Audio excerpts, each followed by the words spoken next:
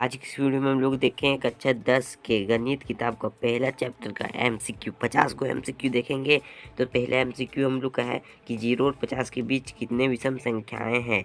तो 0 और 50 के बीच विषम संख्याओं की संख्या हम लोग इजी से निकाल सकते हैं। तो जो 0 और 50 के बीच विषम संख्या की संख्या है वो 25 है। कहते 5, 15 और 20 का लासा और मासा का अनुपात कितना है। तो एलसीएम और एचसीएफ किस तरह निकाला जाता है।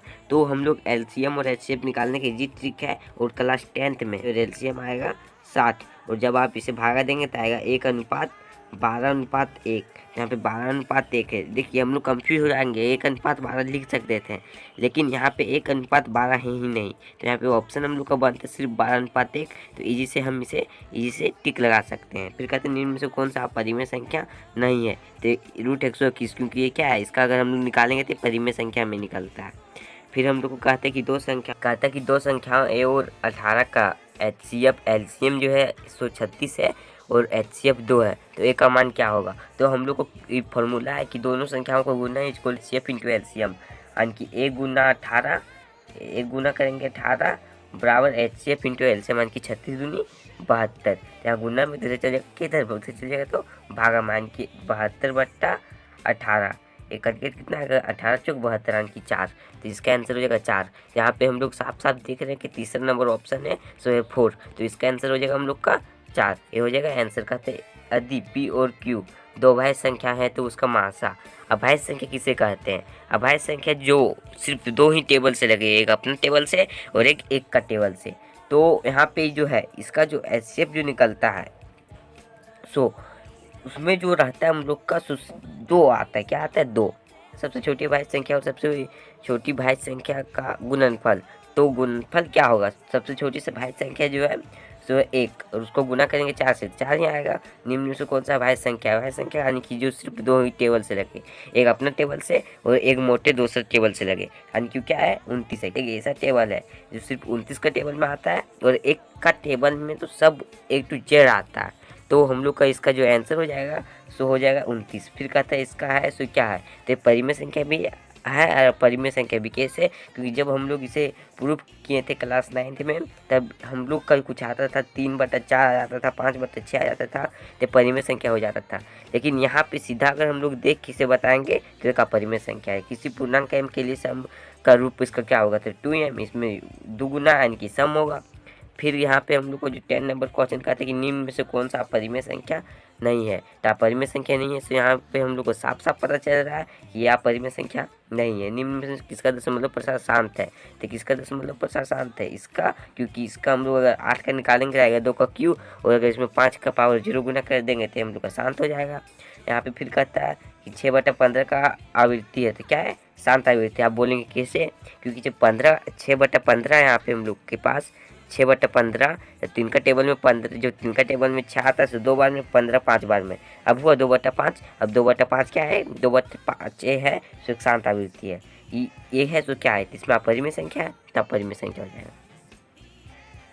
फिर हम लोग को 14 नंबर क्वेश्चन कहते हैं निम्नलिखित में से कौन अपरिमेय संख्या है। तो अपरिमेय संख्या कौन है, तो यहाँ पे देखिए अपरिमेय संख्या है सो ए है, बाकी बात सब क्या है, सब परिमेय संख्या, क्योंकि सब का रूट निकलता है। फिर हम लोग कहते हैं निम्नलिखित में से कौन सी भाज्य संख्या है। भाज्य संख्या कौन है, अभाज्य संख्या 11। दो परिमेय संख्याओं के बीच कितनी परिमेय संख्या होती है, अनंत। फिर यहाँ पे हम लोग कहता है कि 11/15 का आवृत्ति है, तो कोई कैसा आवृत्ति है, अशांत आवृत्ति है। कैसा आवृत्ति है, अशांत आवृत्ति है। या फिर देखिए कहते हैं निम्नलिखित में से किसका परिमेय संख्या है, कौन परिमेय संख्या है और कौन अपरिमेय संख्या है। तो आपको इजी से पता है। तो यहाँ पे देखिए ए भी परिमेय, ए भी परिमेय, ए भी परिमेय, ए भी परिमेय। और इसमें हल्का सा मिस्टेक कर दिया, लेकिन आपको इस तरह का क्वेश्चन में गड़बड़ाना नहीं है, क्योंकि अगर इस तरह रहे तो इसका आंसर सिंपली हम लोग का ए हो जाएगा। क्योंकि ये है तो सिंपली कोई देखेगा तो इससे कोई परिमेय संख्या नहीं बोलेगा, इसे सब अपरिमेय संख्या ही बोलेगा, इसीलिए ये हम लोग टिक लगा देंगे। तो यहाँ पे फिर हम लोग क्वेश्चन कहता है कि √2 है, तो √2 अपरिमेय संख्या है। ये हम लोग बचपन से पढ़ते आ रहे हैं और बचपन से पढ़ते आ रहे हैं, तो वही हम लोग को यहाँ भी पढ़ना है। ये क्या है, एक अपरिमेय संख्या, एक अपरिमेय संख्या। फिर कहते हैं 2 या 2 से अधिक अभाज्य संख्याओं का मासा, यानी कि एचसीएफ और एलसीएम में बहुत ही डिफरेंट है। तो इसमें जो 2 और 2 से अधिक संख्या का एचसीएफ जो हो सकता है वो 1 होगा। फिर का निम्नलिखित में से कौन सा परिमेय संख्या है? परिमेय संख्या 1, क्योंकि रूट 2 कर दिएगा तो फिर 2 बचेगा। 2 करीबी सम संख्याओं का एचसीएफ क्या होगा? तो इसका एचसीएफ 1 होगा। फिर हम लोग को यहाँ पे 23 नंबर क्वेश्चन कहता है कि किसी धनात्मक पूर्णांक ए और बी के लिए, यहाँ पे हम लोग को ए और बी के लिए दिया है कि मासा इसका है, मासा इंटू इतना है। तो यहाँ पे हम लोग का इसका जो लासा है सो लासा बराबर क्या होगा? तो लासा किसके बराबर होगा? तो यहाँ पे सिंपली हम लोग इस तरह लगा सकते हैं कि दोनों संख्याओं का गुणनफल equal to HCF into LCM. Euclid विभाजन एल्गोरिथम दो धनात्मक पूर्णांकों के निम्न में से किसके परिकलन करने पर तकनीकी है। मतलब कि हम लोग जो भाज्य बराबर भाज्य गुना भागफल प्लस शेषफल लिखते हैं तो किसके आधारित पर लिखते हैं, कैसे लिख सकते हैं हम लोग उसे, तो हम लोग यहाँ पे लिखना है। तो हम लोग का जो फॉर्मूला है ए बराबर बी क्यू प्लस आर, सो हम तो एक वीडियो में प्रूफ करके भी बताए हैं। आप चाहेंगे तो उस वीडियो को डिस्क्रिप्शन में लिंक दे दूंगा, आप वहाँ से देख सकते हैं। पाई क्या है? तो पाई क्या है? तो पाई हम लोग है सो क्या कहते हैं कि पाई को हम 7th क्लास से पढ़ते आ रहे हैं हम लोग कि पाई का परिमेय संख्या, क्योंकि इससे पी बटा क्यू के रूप में लिख सकते हैं, बट वो आसान आवृत्ति है। आसान आवृत्ति तो अभी हम लोग पढ़े हैं क्लास 10th 9th में पढ़े हैं, लेकिन जो पहले पढ़ते थे वो आसान नहीं पढ़ते थे, इसीलिए पहले हम लोग कंफ्यूज में रहते थे। पाई क्या है? तो पाई परिमेय संख्या है। फिर हम लोग को यहाँ पे कहता है क्वेश्चन 41वां नंबर, सीधा हम लोग आ गए यानी कि 41वां नहीं 26वां नंबर क्वेश्चन। फिर कहता है कि निम्नलिखित में से कौन सा एक अपरिमेय संख्या है? तो निकालना जानते ही हैं यहाँ पर, नहीं है तो कौन अपरिमेय संख्या नहीं है? तो देखिए ए क्या है? अपरिमेय संख्या, ए भी अपरिमेय संख्या, ए भी अपरिमेय संख्या, ए भी अपरिमेय संख्या। क्वेश्चन है सो मिस प्रिंट है। या फिर कहता है इनमें से ये है √3 और √5 है, तो क्या है? सब दोनों एक अपरिमेय संख्या। निम्नलिखित में से भिन्न का दशमलव प्रसार होगा, जिसमें दशमलव प्रसार होगा सुशांत होगा या इसका शांत होगा? किसका शांत होगा निम्नलिखित में से? तो जिससे हम लोग 1/2 के पावर n इंटू 5 के पावर m के रूप में व्यक्त कर सकते हैं, वही होगा शांत आवृत्ति। फिर यहाँ पे हम लोग को ये जो क्वेश्चन है ये पॉइंट के बाद दे दिया है, पॉइंट के बाद वैल्यू ही नहीं रहता है, ये है सो अपरिमेय संख्या, क्योंकि ये अशांत आवृत्ति है। यहाँ पे फिर हम लोग को क्वेश्चन कहता है कि √3/√12 क्या है? तो क्या √3/√12 का परिमेय संख्या? इसी तरह देखेंगे तो वही कहेंगे हम लोग। इससे तो एक क्या है? तो भी का परिमेय संख्या, मतलब कि जिसमें अपरिमेय संख्या का गुण रह गया वो सीधा हुआ अपरिमेय संख्या हो जाएगा। कोई उसका चाचा चाची मामा कोई देखने सूखने वाला सो कोई नहीं देखने वाला, वो सीधा अपरिमेय संख्या चल जाएगा। ये पॉइंट है यहाँ पे। पॉइंट के बाद यहाँ पे 12 लग गया, 12 यानी कि ये इतने रहेगा, तो इतने रहेगा तो इसका कोई निश्चित दिशा नहीं किधर जाएगा। सो डॉट डॉट यानी कि ये भी एक अपरिमेय संख्या है। फिर कहता है 1/7। ये देखिए ये रूट, जहाँ पे रूट का गुण हल्का सा भी गुण उसका लक्षण मिल गया तो सीधे वो अपरिमेय संख्या हो जाएगा। फिर 50 नंबर क्वेश्चन कहता है कि ए और बी भाजक के लिए ए बराबर बी क्यू प्लस आर में आर के लिए कौन सा सत्य है? आर के लिए कौन सा सत्य है कि आर आर आर बड़ा रहे, 0 से बड़ा रहेगा आर, और आर से बड़ा रहेगा क्या? बी। जिसमें कहाँ है हम लोग का ये ऑप्शन सही हो जाएगा। √5 इंटू √b क्या है? 5 इंटू √b, 5 इंटू √b का परिमेय संख्या है। कहते हैं दो संख्याओं का लघुत्तम समापवर्तक इसके महत्तम समापवर्तक का 14 गुना है। लघुत्तम समापवर्तक एलसीएम तथा महत्तम समापवर्तक एचसीएफ का जोड़ है 600। यदि एक संख्या उसमें 280 है तो दूसरी संख्या क्या होगा? तो आप इसी से निकाल सकते हैं HCF into LCM equal to दोनों संख्याओं का गुणनफल। फिर इसमें हम लोग को 51वां नंबर क्वेश्चन कहता है कि 51 नंबर की ये जो 23.43 को p/q के रूप में लिख सकते हैं, ये है लिखा जा सकता है, तो लिखा जा सकता है, बट इसमें एक यहाँ पे प्रॉब्लम है कि जब हम लोग लिखेंगे तो यहाँ पे देखिए यहाँ पे 99 है, यहाँ पे 100 है, यहाँ पे फिर इस तरह, यहाँ पे फिर इस तरह, हम लोग का यानी कि किस तरह हो सकता है? तो जिस तरह हम लोग क्लास 9 में पढ़े थे कि माना कि दोनों तरफ 100 से गुना करने पर तो 100x बराबर यहाँ पे इधर आ जाएगा 43, तो इस तरीके से सॉल्व करना पड़ेगा। तो सॉल्व कर सकते हैं, जब आप इसे सॉल्व करेंगे इसे तो कुछ हम लोग का कुछ इस तरह के प्रकार के आंसर आ जाएगा। यहाँ पे x का पावर n प्लस 1 का एक गुणांक x प्लस 1 है तो सिर्फ तभी n एक धनात्मक पूर्णांक हो सकता है, b एवं n पूर्णांक है, n एक ऋणात्मक पूर्णांक है, b है डी नंबर कि n एक सम पूर्णांक है। तो क्या है? तो n हम लोग का क्या हो सकता है? तो n एक क्या हो सकता है? विषम पूर्णांक, ऋणात्मक पूर्णांक, धनात्मक पूर्णांक। तो देखिए हम लोग सिंपली यहाँ पे कह सकते हैं कि ए भी है, ए भी है, ए भी, देखिए एन है, उसको कुछ भी रह सकता है वहाँ पे उसके हिसाब से, मतलब इसी तरह उसका माइंड करेगा।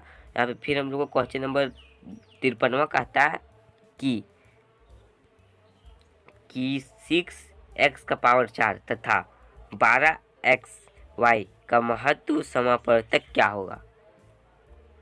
तो हम लोग का इसमें क्या होगा, तो महत्व यानी कि एम एच एलसीएम, तो एलसीएम क्या होगा, तो 6 और 12 का एलसीएम कितना होगा, 6 और 12 का एलसीएम 12 होगा। इसमें हम लोग को कहता है महत्तम समापवर्तक यानी कि एचसीएफ। तो एचसीएफ हम लोग के इसमें होगा कि दोनों में मिलना चाहिए, जिसका पावर छोटा रहेगा। तो देखिए यहाँ पे 6, यहाँ पे फिर 6 है, एक्स का पावर 4 है, फिर वाई है, इसमें क्या है, एक नहीं है हम लोग को। फिर यहाँ पे यानी कि 2 इंटू 6 है, 2 इंटू 6 है, हम लोग को 2 इंटू 6 और उसके बाद फिर एक्स है, फिर वाई है। फिर यहाँ पे हम लोग यहाँ पे देखिए ये सब दोनों मिला, इसमें सब दोनों मिला, इस सब में दोनों मिला, यानी कि 6xy हो जाएगा अगर आप दिमाग लगाएंगे तो। नहीं तो इस तरह का आप इजी से सॉल्व कर सकते हैं। इसका गुणनफल है तो किसके बराबर है, तो हम लोग यानी कि 10 बराबर लिख सकते हैं 2 गुना √5, फिर 15 बराबर 3 गुना √5। तो इस तरह अगर हम लोग इसे सॉल्व करेंगे तो हम लोग के पास कितना प्राप्त होगा, तो इसको हम लोग अगर गुना करेंगे तो मान के चलिए कि कुछ प्राप्त होगा, 150 प्राप्त हो जाएगा। फिर 150 का गुणनखंड करेंगे, फिर ये सब में कोई प्राप्त होगा, तो आप इस तरह करके इससे निकाल सकते हैं। तो आप इस तरह यहाँ पे अगर हम निकालेंगे तो बहुत ही मतलब वीडियो लंबा चल जाएगा, और इससे भी बहुत ही लंबा हो चुका है। तो आपको घबराने वाला बात नहीं है, आप इसे चेक करके इससे लिख सकते हैं। इसका है सो परिमेय संख्या है या नहीं, तो √3 का स्क्वायर माइनस √3 का स्क्वायर, 3 का स्क्वायर माइनस √3 का स्क्वायर, तो इसका कट जाएगा कि √3 का स्क्वायर 9 माइनस 3 इक्वल टू 6। तो इसका आंसर 6 हो जाएगा। तो 6 जहाँ पे है वो हम लोग का आंसर हो जाएगा। तो यहाँ पे देखिए कहता है कि हाँ क्या हो सकता है परिमेय संख्या, तो होगा तो होगा। फिर कहता है 1.34 को यानी कि 3 4 को परिमेय संख्या के रूप में लिखिए। तो आप अगर लिखेंगे तो हम जिस तरह आपको क्लास 9th में आपको बताया कि क्लास 9th में आप पढ़े होंगे, आप एक बार फेयर कॉपी निकालिए क्लास 9th वाला। अगर आपके पास फेयर कॉपी नहीं है तो आप दूसरे के मुकाबले में आगे होंगे कि फेयर करने से कोई फायदा नहीं है, एग्जाम्पल फॉर मी। फिर देखिए फिर यहाँ पे हम लोग को इस तरह का आप इसमें जो टिक होगा उसमें तुम आप निकाल सकते हैं। फिर कहता है कि क्या सभी वास्तविक संख्या आप परिमेय संख्या होता है, तो नहीं, क्योंकि वास्तविक संख्या परिमेय संख्या हो रहा, परिमेय संख्या के मेल से बना होता है, तो वो हो ही नहीं सकता है। तो कहा नहीं जा सकता है, हाँ भी हो सकता है, नहीं भी हो सकता है, दोनों भी हो सकता है, और कहा भी नहीं जा सकता है। इसका आंसर में हम लोग कंफ्यूज हो जाएंगे। फिर कहते हैं देखिए एक बार और से समझिए, जो कंफ्यूज है वही हम लोग को समझ आएगा कि क्या सभी वास्तविक संख्याएं एक परिमेय संख्या हो सकती है, तो हाँ भी नहीं भी दोनों भी, कहा भी नहीं जा सकता, क्योंकि इसमें आंसर में लोग करेक्ट कहा नहीं जा सकता। फिर कहते हैं इसको परिमेय संख्या के रूप में व्यक्त कीजिए। देखिए वही तो क्वेश्चन रगड़ा रहा है हम लोग से कि कौन क्वेश्चन की जो हम लोग को क्लास 9th में दरमाट आया है। सो फिर कहते हैं कि दो संख्याओं का गुणनफल equal to HCF into LCM, LCM into HCF कौन होता है, तो HCF इंटू LCM। कहते परिमेय संख्या इसको का दशमलव के कितने स्थान के बाद रुक जाएगी, तो कितने स्थान के बाद रुक जाएगी तो आपको चेक करना पड़ेगा। और ये हम लोग को शांत आवृत्ति पहले से दे दिया, तो हम लोग को क्वेश्चन नंबर 50 तो पूरा हो चुका है। अगर आप चाहेंगे तो इस तरह करके इसे बना सकते हैं। कहता है कि इसके HCF और LCM का गुणनफल क्या होगा, तो आप इस तरह के क्वेश्चन को इजी से सॉल्व कर सकते हैं। आपको इसमें अगर 1% का भी डाउट है मैं कमेंट करें। जय हिंद, फिर मिलते हैं कोई नेक्स्ट वीडियो में, तब तक के लिए जय हिंद, बाय बाय।